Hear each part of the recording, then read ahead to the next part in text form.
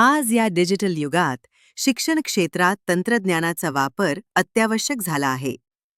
कोविड-19 नंतर ऑनलाईन शिक्षणाला वेग आला आहे आणि अनेक शैक्षणिक संस्था या माध्यमाचा अवलंब करत आहेत. मात्र देशातील अनेक आर्थिकदृष्ट्या कमकुवत कुटुंबातील मुले आणि मुलींना या आधुनिक शिक्षण पद्धतीचा फायदा घेता येत नाही. त्यांच्याकडे लॅपटॉप, टॅबलेट किंवा संगणकासारखी आवश्यक उपकरणे उपलब्ध नसतात. या समस्येवर तोडगा म्हणून केंद्र आणि राज्य सरकारांनी मिळून एक क्रांतिकारी उपक्रम राबविला आहे. या नवीन योजनेचा मुख्य हेतू गरीब आणि मध्यमवर्गीय कुटुंबातील प्रतिभावान विद्यार्थ्यांना आधुनिक तंत्रज्ञानाच्या माध्यमातून शिक्षण घेण्याची संधी उपलब्ध करून देणे आहे. या योजनेअंतर्गत केवळ माध्यमिक शिक्षणापासून ते उच्च शिक्षणापर्यंत म्हणजेच इयत्ता 8वी पासून कॉलेजच्या अंतिम वर्षापर्यंतच्या सर्व विद्यार्थ्यांना लक्ष्य करण्यात आले आहे.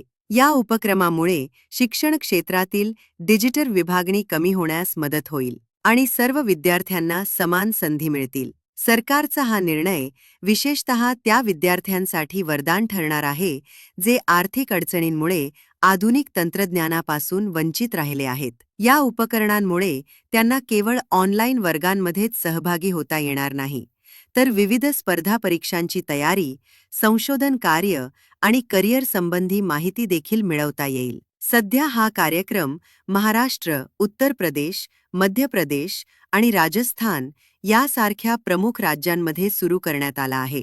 प्रत्येक राज्य सरकार आपल्या स्थानिक गरजांनुसार या योजनेची अंमलबजावणी करत आहे. विविध राज्यांमध्ये या योजनेचे नाव आणि तपशील थोडे वेगळे असू शकतात, परंतु मूळ उद्दिष्ट सर्वत्र समान आहे. सरकारी अधिकाऱ्यांच्या मते येत्या काळात या योजनेचा विस्तार इतर राज्यांमध्ये देखील केला जाण्याची शक्यता आहे. प्रत्येक राज्य आपल्या बजेट आणि प्राधान्यक्रमानुसार या योजनेला आकार देत आहे. काही राज्यांमध्ये केवळ लॅपटॉप वितरण केले जात आहे, तर काही ठिकाणी टॅबलेट, शिष्यवृत्ती आणि इतर शैक्षणिक साहित्याचा समावेश केला जात आहे.